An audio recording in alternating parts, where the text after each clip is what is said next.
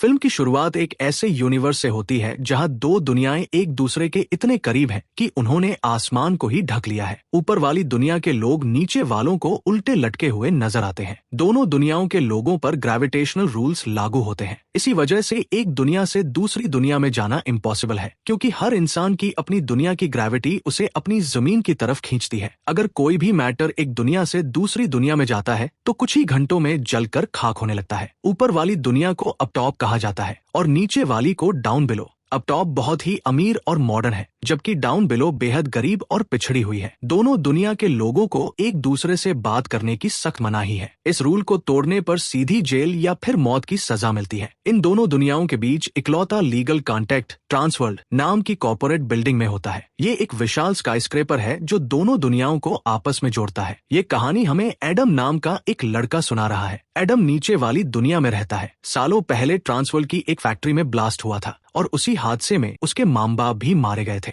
इसलिए अब वो एक अनाथ आश्रम में रहता है। उसकी इकलौती रिश्तेदार उसकी परमौसी बैकी है, जिससे वो हर वीकेंड मिलने जाता है। एक दिन जब एडम उनसे मिलने जाता है तो बैकी उसे अपने एंटी ग्रेविटी पैनकेक्स की सीक्रेट रेसिपी बताती है। इस प्राइवेट फॉर्मूला में पिंक बीज से इकट्ठा किया गया पोलन इस्तेमाल होता है। ये मधुमक्खियां दोनों दुनियाओं से पोलन जमा करती है, जो सिर्फ सेज माउंटेन पर ही मिलता है। वो उसे पिंक बीज के सीक्रेट्स वाली एक किताब भी दिखाती है और वादा करती है कि जब वो बड़ा हो जाएगा तो ये किताब उसे दे देगी। कुछ वक्त बाद बैकी एडम को पहाड़ की चोटियों से पोलन लाने के लिए भेजती है। वो बताता है कि यही वो दिन था जिसने उसकी पूरी जिंदगी हमेशा के लिए बदल दी। वो पहले से कहीं ज्यादा ऊंचाई पर चढ़ता है और बिल्कुल टॉप पर पहुंच जाता है। वहां से उसे ऊपर वाली दुनिया एकदम साफ नजर आती है। एडम के पास एक पेपर प्लेन होता है जिसे वो ऊपर वाली दुनिया की तरफ उछाल देता है। वो ग्लाइडर उड़ता हुआ ऊपर जाता है और वहां की जमीन पर गिरता है। एक बेहद खूबसूरत लड़की को वो खिलौना मिलता है। एडम उसे ऊपर देखता है। दोनों एक दूसरे को देखकर मुस्कुराते हैं और बस उसी पल से आगे की पूरी कहानी शुरू हो जाती है। सालों बाद एडम अब एक हैंडसम टीनेजर बन चुका है। वो और वो लड़की जिसका नाम ईडन है, अपनी पहली मुलाकात के बाद से ही बहुत अच्छे दोस्त हैं। वो रोज उसी जगह पर मिलते हैं जहां वो पहली बार मिले थे।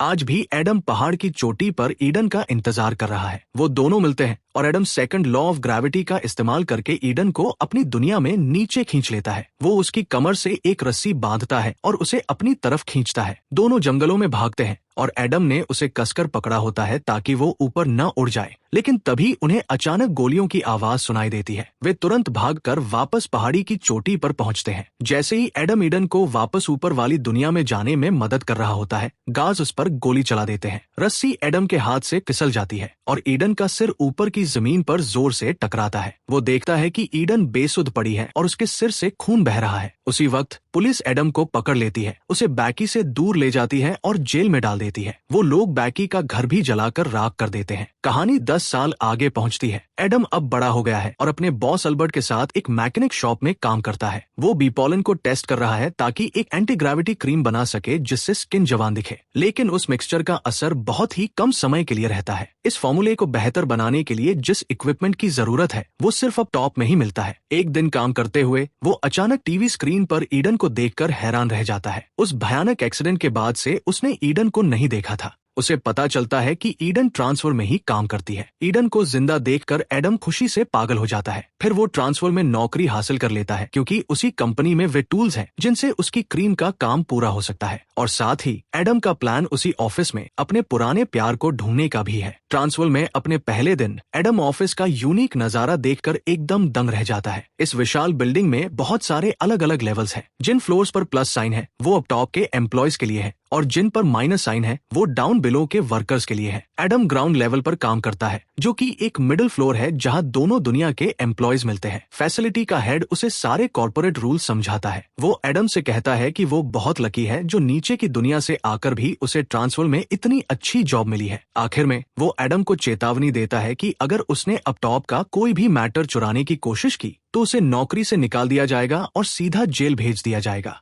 एडम का एक कलीग उसे दूसरी दुनिया का कुछ मैटर देता है और कहता है कि इसे रेफ्रिजरेटर में रखे ताकि वो जले नहीं।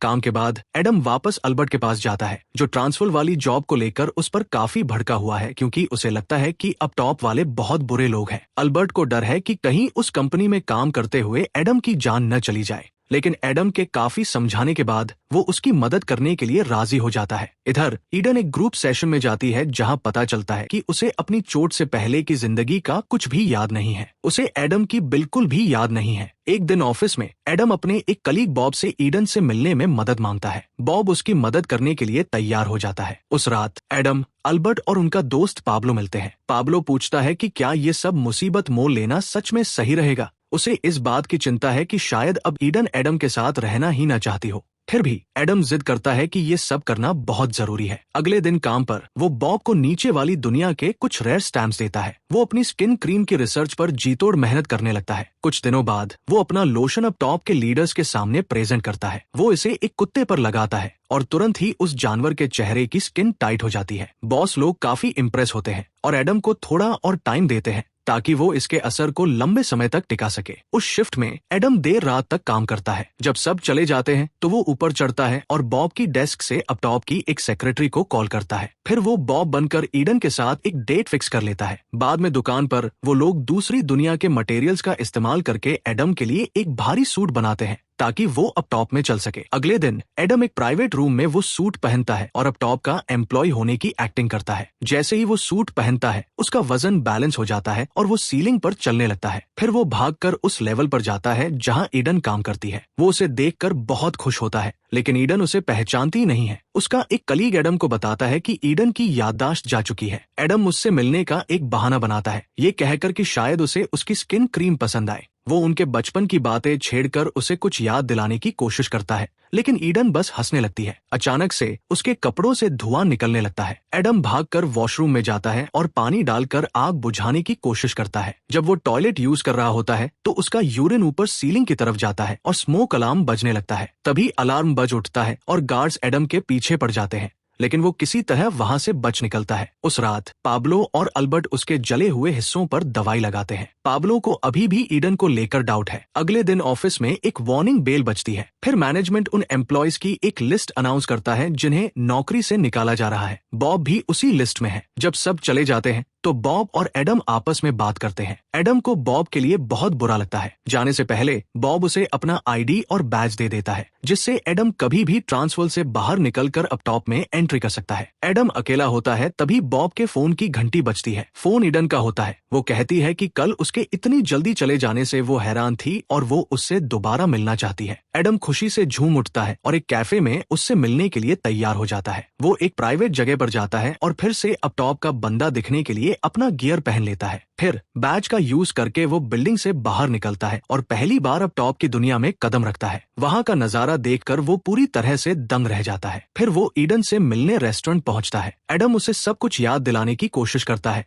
लेकिन इससे ईडन को अनकंफर्टेबल फील होने लगता है। वो वहाँ से जाने लगती है, लेकिन एडम किसी तरह उसे रुकने के लिए मना लेता है। वो लोग कुछ देर बात करते हैं कि तभी एडम के जूतों में आग लगने लगती है। उसे अब जल्द से जल्द वापस डाउन बिलो जाना ही होगा। वो लोग डाइन से बाहर निकलते हैं और अगले दिन फिर मिलने का प्लान बनाते हैं। एडम के जूतों में आग लग जाती है, इसलिए वो भागकर समंदर में छलांग लगा देता है। जैसे ही उसके जूते उतरकर गिरते हैं, वो वापस डाउन बिलो की तरफ खींचता है और वहाँ के पानी में जा गिरता है। एडम फाइनली अपने घर तो पहुँच जाता है, लेकिन उसे बुरी तरह ठंड लग जाती है। उसी रात ईडन को सपने में वो और एडम नजर आते हैं। अब उसकी पुरानी यादें धीरे धीरे वापस आने लगी है। अगले दिन काम पर एडम की क्रीम की रेसिपी बिल्कुल तैयार हो जाती है। वो इसे एक बड़े से कॉन्फ्रेंस रूम में कंपनी के डायरेक्टर्स को दिखाता है। एडम के पास एक बूढ़ी औरत बैठी होती है। वो उसके चेहरे पर क्रीम लगाता है और देखते ही देखते उसकी स्किन टाइट हो जाती है। बोर्ड के मेंबर्स उसकी इस कामयाबी पर तालियां बजाते हैं। ठीक उसी वक्त ईडन कमरे में आती है। वो एडम को देखती है और ये जानकर सन्न रह जाती है कि वो नीचे की दुनिया से है। वो सबके सामने उसे बॉब कहकर बुलाती है, लेकिन एडम उसे बताता है कि वो गलत समझ रही है और उसका असली नाम एडम है। कंफ्यूज होकर ईडन वहाँ से भाग जाती है। मीटिंग के बाद एडम अपना वेटेड सूट पहनकर सीधा अप टॉप भागता है। वो ईडन को ढूंढने के लिए यहाँ वहाँ दौड़ता है, लेकिन बदकिस्मती से एडम के ढूंढने से पहले ही ईडन बिल्डिंग से बाहर निकल जाती है। एडम बॉब का की कार्ड यूज करने की कोशिश करता है, लेकिन वो काम नहीं करता क्योंकि बॉब को तो नौकरी से निकाला जा चुका था।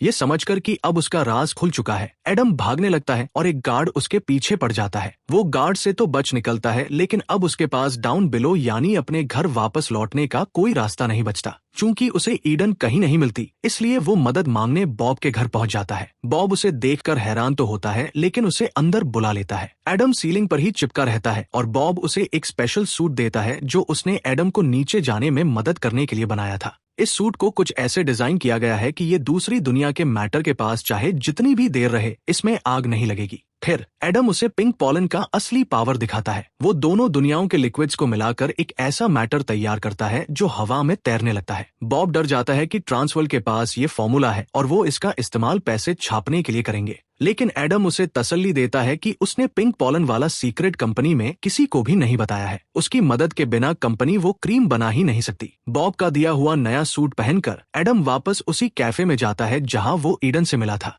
वो उससे बात करता है और हैरान कर देने वाली बात ये होती है कि ईडन उसे देखकर बहुत खुश होती है। वो उसे बताती है कि उसे अपने बचपन की बातें धीरे धीरे याद आने लगी हैं और फिर आखिरकार दोनों एक दूसरे को किस करते हैं। लेकिन तभी पुलिस वहां आ धमकती है और उन्हें भागना पड़ता है। एडम वहां से भाग निकलता है और किसी तरह वापस डाउन बिलो जाने का रास्ता निकाल लेता है। पुलिस अभी भी उसे पागलों की तरह ढूंढ रही है। उसके भागने की खबर हर न्यूज चैनल पर छा जाती है। वापस अपनी नीचे वाली दुनिया में आकर वो सेज माउंटेन पर चढ़ता है और ईडन का इंतजार करने लगता है। आखिरकार वो आ जाती है। दोनों हवा में तैरते हुए एक दूसरे को किस करते हैं। वो अब टॉप में ही होते हैं जब सैनिक उन्हें पकड़ने आ जाते हैं। वो भागने की कोशिश करते हैं, लेकिन एडम फिसलकर डाउन बिलो में गिर जाता है और गार्ड्स ईडन को पकड़ लेते हैं। एडम नीचे एक पेड़ से टकराता है, लेकिन उस स्पेशल सूट की वजह से उसकी जान बच जाती है। जब एडम डाउन बिलो के रास्तों से गुजर रहा होता है तो दो आदमी उसे किडनैप कर लेते हैं। वो उसे धमकाते हैं कि अगर उसने क्रीम का सीक्रेट फॉर्मूला दे दिया तो वो ईडन को छोड़ देंगे। फिर वो उसे चलती गाड़ी से बाहर फेंक देते हैं। एडम को लगता है कि वो अब कभी ईडन से नहीं मिल पाएगा और वो अपनी पुरानी आम जिंदगी में लौट आता है। उधर अब टॉप में बॉब एडम के बताए फॉर्मूले को टेस्ट करता है और उसे पता चलता है कि ये ग्रेविटी को पूरी तरह पलट सकता है,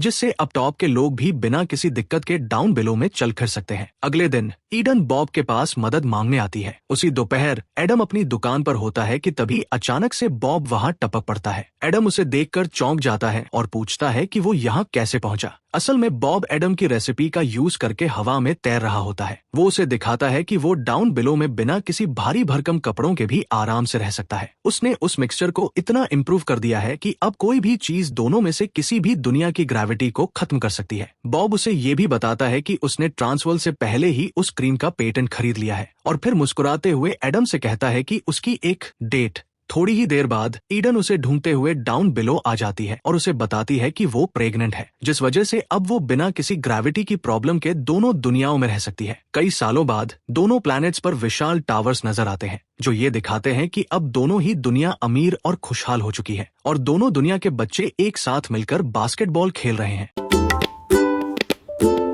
Please like and subscribe.